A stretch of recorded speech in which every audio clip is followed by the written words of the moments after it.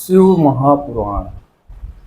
अखंडमंडलाकारं व्याप्तं येन चराचरं तत्पदं दर्शितं येन तस्मै श्री गुरुवे नमः। गुरुर्ब्रह्मा गुरुर्विष्णु गुरुर्देवो महेश्वरा गुरुः साक्षात् परब्रह्म तस्मै श्री गुरुवे नमः।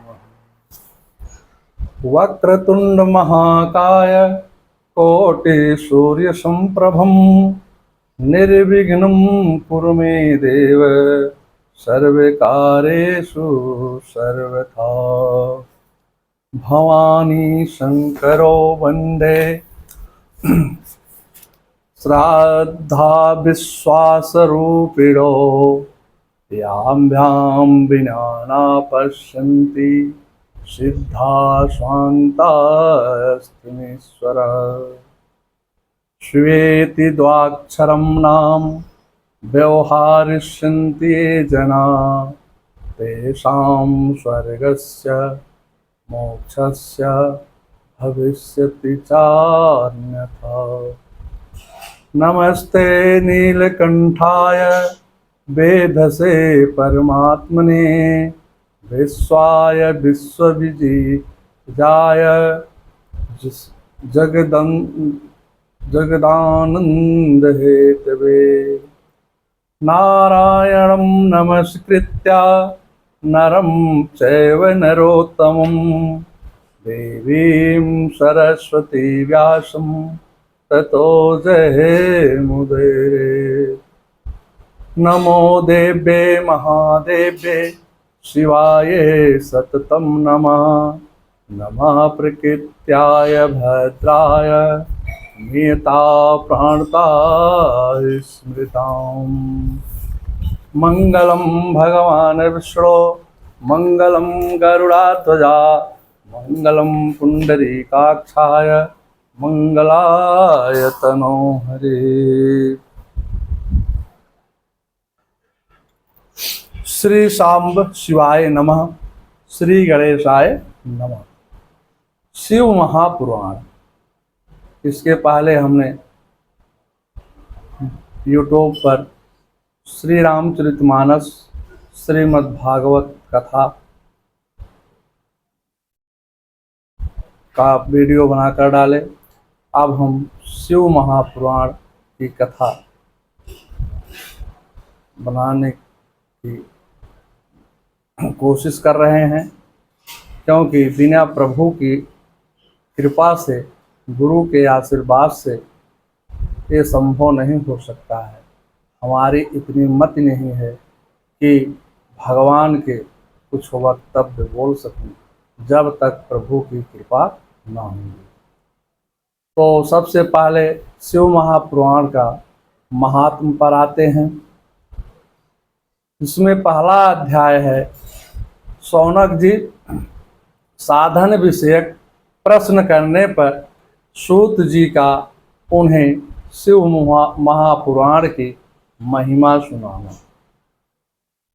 हे सूत महाप्रज्ञं सर्व सिद्धांत वित्तम प्रभो आख्यां ते कथासारं पुराणानां विशेषतः।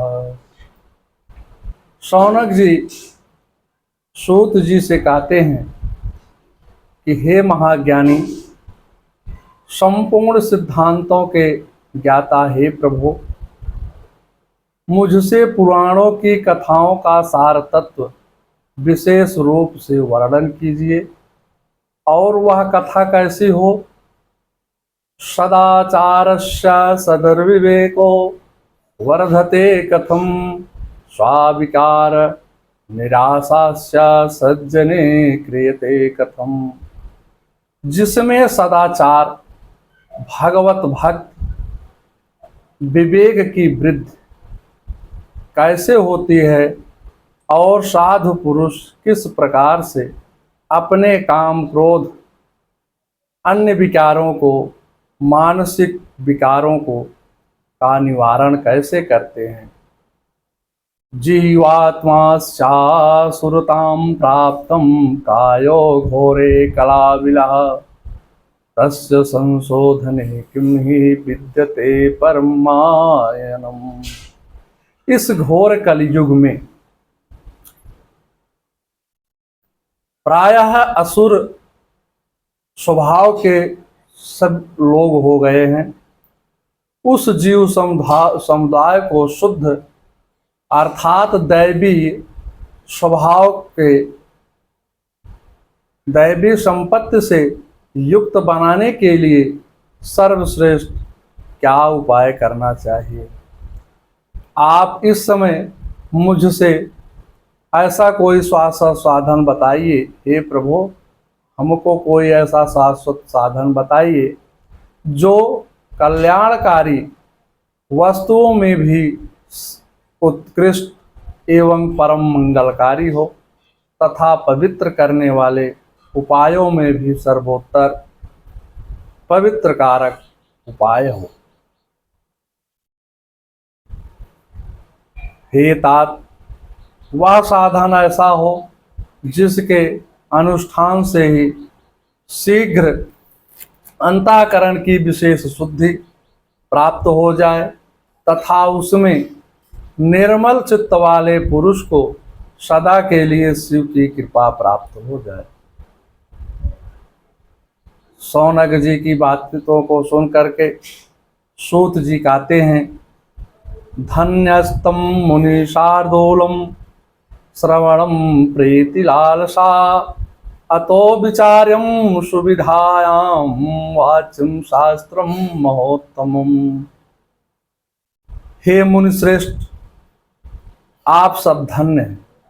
आप सब सूत जी के साथ अनेक ऋषि मुनि वहाँ बैठे हुए हैं और शौनक जी प्रश्न करते हैं तो शौनक व्यासपीठ पर सूत जी हैं और शौनक जी श्रोता हैं। श्रोता के साथ अनेक गण हैं।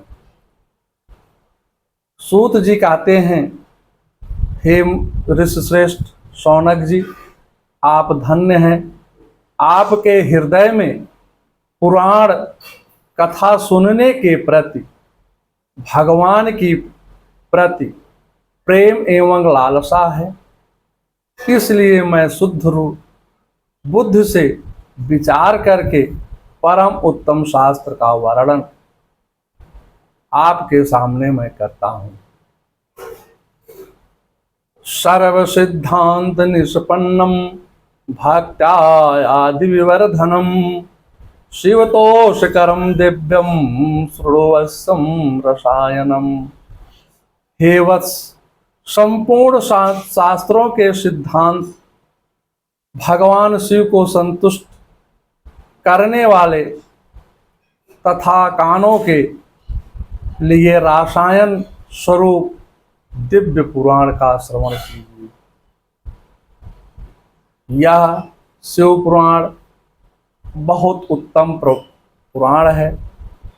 शिव पुराण काल रूपी सर्प से प्राप्त होने वाले महान, जो शिव पुराण की कथा को सुनता है वह काल रूपी सर्प से प्राप्त होने वाले महान दुख का विनाश करने वाला है। हे मुनि, पूर्व काल में शिव जी ने इसे कहा था। भगवान शिव जी ने इसे कहा था और गुरुदेव व्यास जी सनत कुमार मुनि का उपदेश पाकर के कलयुग के प्राणियों के लिए कल्याण के लिए यह बड़े आदर से संक्षेप में इस पुराण का प्रतिपादन अर्थात मैं आपको सुनाता हूँ। एतादृश पदम परम किंचित पुराणेक्षवतो मुने ना विद्यते मना शुद्धे कलिजनाम विशेषता। हे मुनिगण, विशेष रूप से कलयुग के प्राणियों के चित्त शुद्धि के लिए यह शिव पुराण के अतिरिक्त कोई अन्य साधन नहीं है जिससे उनका कल्याण हो।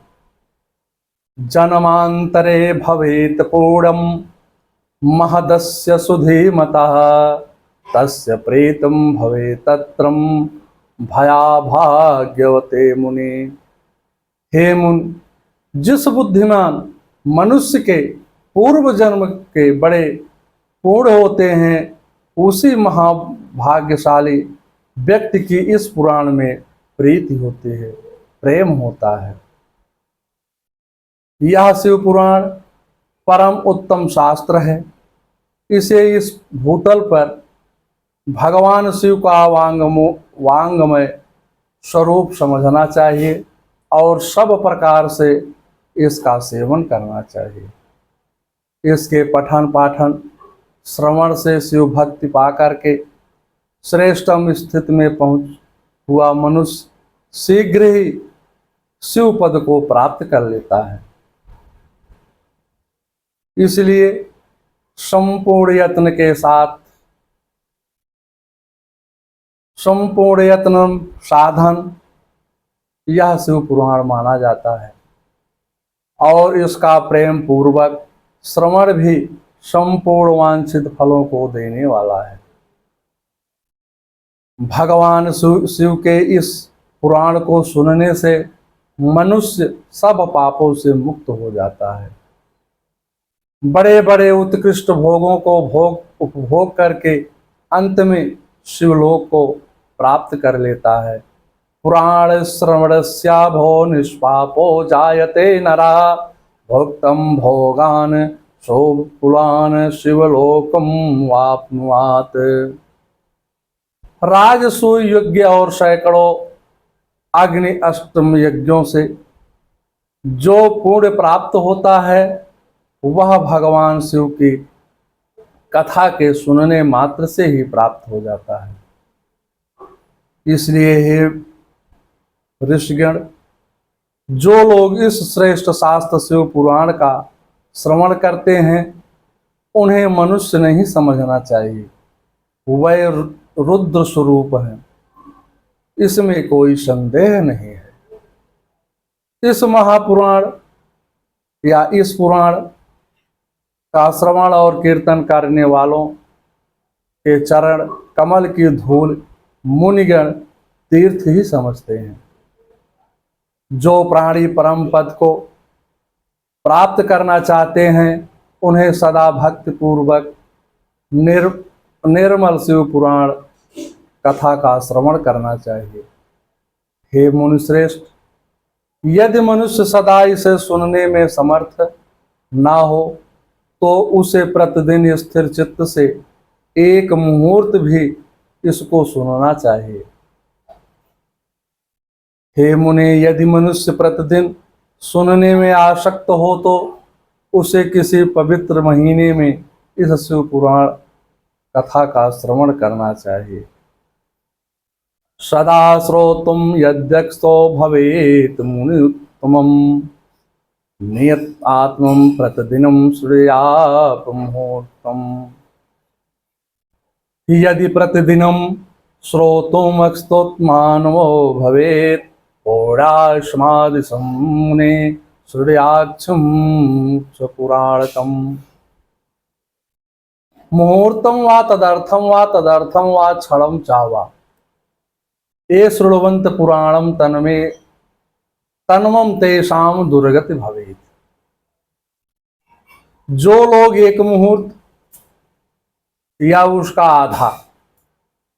उसका भी आधा अथवा क्षण मात्र भी इस परम पुराण का श्रवण करते हैं, उनकी दुर्गति कभी नहीं होती है।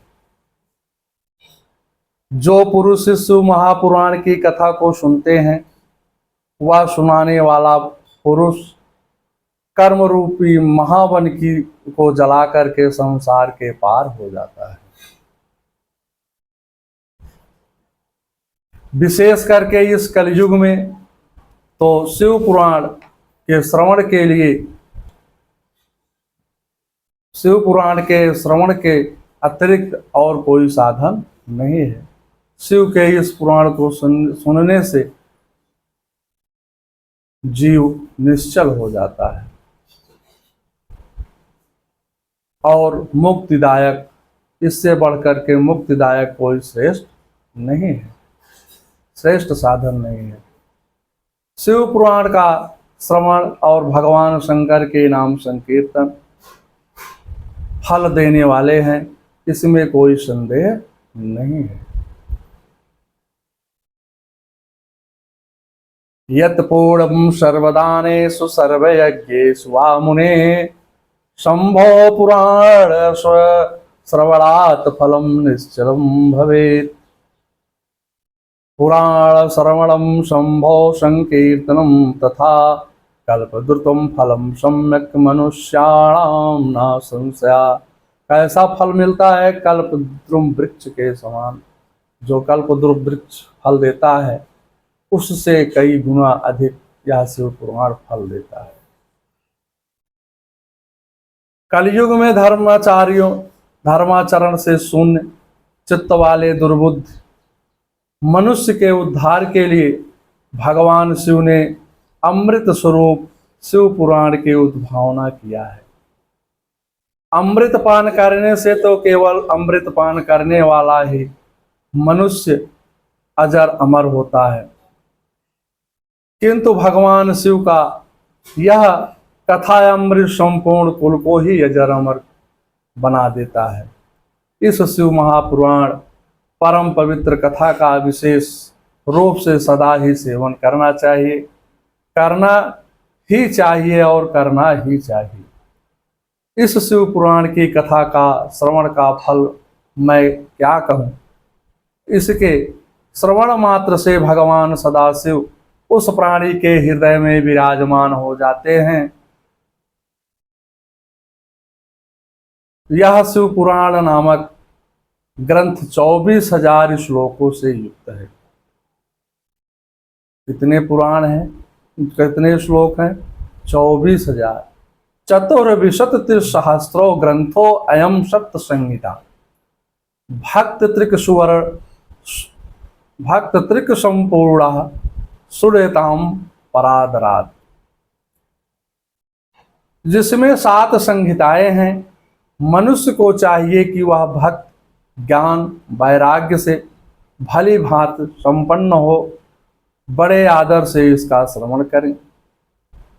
विद्येश्वर संहितायां द्वितीयं रुद्र संहितां तृतीयं शतरुद्रख्यां कोटिरुद्रं चतुर्थकं पंचमं मां संयुक्ता खष्टी कैलाश संहिता सप्तपी वायवीख्यां सप्ते संहितायि। मनुष्य को चाहिए कि वह ज्ञान भक्त और वैराग्य से अच्छी प्रकार से संपन्न होकर के बड़े आदर से भगवान शिव जी का यह शिव महापुराण कथा का श्रवण करें। पहली विद्येश्वर संहिता है, दूसरी रुद्र संहिता है, तीसरी शतरुद्र संहिता है, चौथी कोटि रुद्र संहिता है और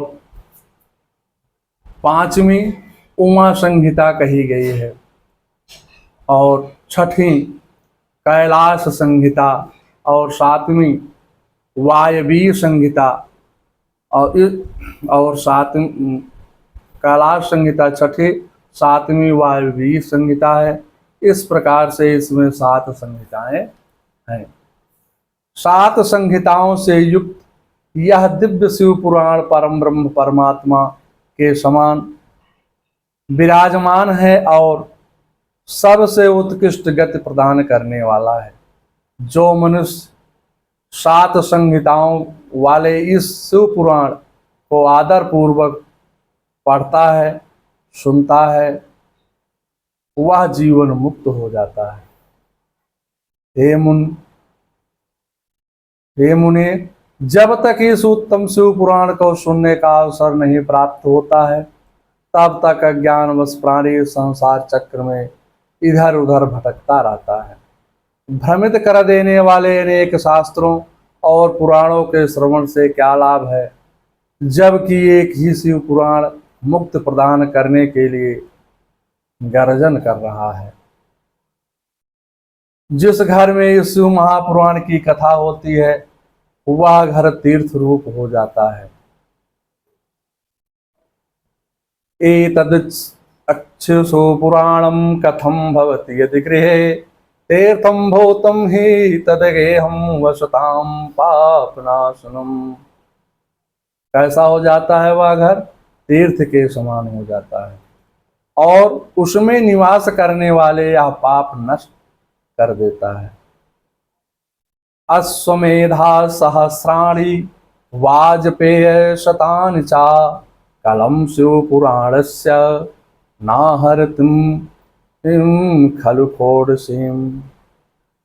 हजारों अश्वमेघ यज्ञ और सैकड़ों वाजपेयी यज्ञ शिव पुराण की 16वीं कला भी बराबर नहीं कर सकते। शिव पुराण की 16वीं कला के भी बराबरी नहीं कर सकती है। इसलिए हे मुनि श्रेष्ठ, कोई अधम प्राणी जब तक भक्ति पूर्वक शिव पुराण का श्रवण नहीं करता है तभी तक उसे पापी कहा जा सकता है। जैसे गंगा, सरस्वती, यमुना आदि पवित्र नदियां, गया तीर्थ, ये सब मुक्तिदायिनी हैं, सप्तपुरियां हैं और ये भी शिव महापुराण की या शिव पुराण की क्षमता नहीं कर सकती है। गंगा पूर्णादस्यं सतपुर्यो गया यथा एतत् पुराणस्य समतां यान्ति न क्वचित्। जिसे परम गति की कामना हो उसे नित्य शिव पुराण के एक श्लोक अथवा आधे श्लोक का ही स्वयं भक्त पूर्वक पाठ करना चाहिए। नित्यं शिव पुराणस्य श्लोकं श्लोकार्धमेव चा स्वामुखेन पठितं यदीक्षं परमां गति। जो निरंतर अर्था अनुसंधान पूर्वक शिव पुराण को बाँचता है अथवा नित्य प्रेम पूर्वक इसका पाठ करता है वह पुण्यात्मा है, इसमें कोई संदेह नहीं। जो उत्तम बुद्धि वाला पुरुष अंत काल में भक्ति पूर्वक इस पुराण को सुनता है उस पर अत्यंत प्रसन्न हुए भगवान महेश्वर उसे अपना पद धाम प्रदान करते हैं। अंत्यकाले ही चैसनम श्रुयाम भक्ते सुधे सो प्रसन्नम महेशास्मे यच्छति स्वयं पदम। जो प्रतिदिन आदर पूर्वक इस महापुराण का पूजन करता है वह इस संसार में संपूर्ण भोगों को भोग करके अंत में भगवान के शिवपद को प्राप्त कर लेता है।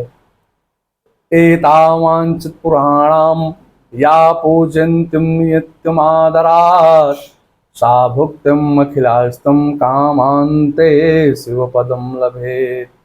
जो प्रतिदिन आलस्य रहित होकर के रेशमी वस्त्र आदि से वेष्टन से इस महापुराण का सत्कार करता है वह सुखी होता है। यह पुराण निर्मल तथा क्षयों का सर्वस्व है। इहलोक और परलोक के सुख को चाहने वाले को आदर के साथ प्रयत्न पूर्वक इसका सेवन करना चाहिए, पठन पाठन करना चाहिए, कथा का श्रवण करना चाहिए। यह बहुत ही निर्मल एवं उत्तम शिव पुराण धर्म, कर्म, काम और मोक्ष चारों पुरुषार्थों को देने वाला है। चतुर्वर्गं प्रदं शैवं पुराणामलं परं श्रोतव्यं सर्वदा प्रीत्यं पठित्यां विशेषता। वेद, इतिहास, अन्य शास्त्रों में यह शिव पुराण विशेष कल्याणकारी है, ऐसा मुख विद्वानों का कहना है। यह शिव पुराण आत्म तत्वज्ञों के लिए सदा सेवनीय है, सतपुरुषों के लिए पूजनीय है, तीनों प्रकार के तापों का शमन करने वाला है और सुख प्रदान करने वाला है तथा ब्रह्मा, विष्णु, महेश आदि देवताओं के प्राणों के समान प्रिय है। शौचम पुराणमात्मात्मं विदं वरिष्ठं सेव्यं सदं परम वस्तु सदां सावर्चम् तापत्रयाभिवन्नं सुखदं सदैव प्राणप्रियं विधि हरे सुमुखारमाणम् वन्दे शिवपुराणं हि सर्वदां प्रसन्नदे शिवा प्रसन्नताम् अस्यां दस्तस्तुं पादयोरतुम। ऐसे शिव पुराण को मैं प्रसन्न चित्त से वंदन करता हूँ, नमन करता हूँ, अभिवादन करता हूँ और भगवान शंकर मुझ पर, आप सब पर, संपूर्ण प्राणियों पर प्रसन्न हो और अपने चरण कमलों से हम सबको भक्ति प्रदान करें। मंगलम भगवान विष्णु मंगलम गरुड़ाध्वजा मंगलम पुंडरीकाक्षाय मंगलाय तनोहरे सर्वमंगल मांगल्ये शिवे सर्वार्थ साधिके शरण्ये त्र्यंबके गौरी नारायणे नमस्तुते। श्री स्कंदे महाशिव पुराणे शिव महापुराणे तन्मय वर्णनम नाम प्रथमो अध्याय। इस प्रकार से शिव महापुराण के महात्म का पहला अध्याय समाप्त होता है।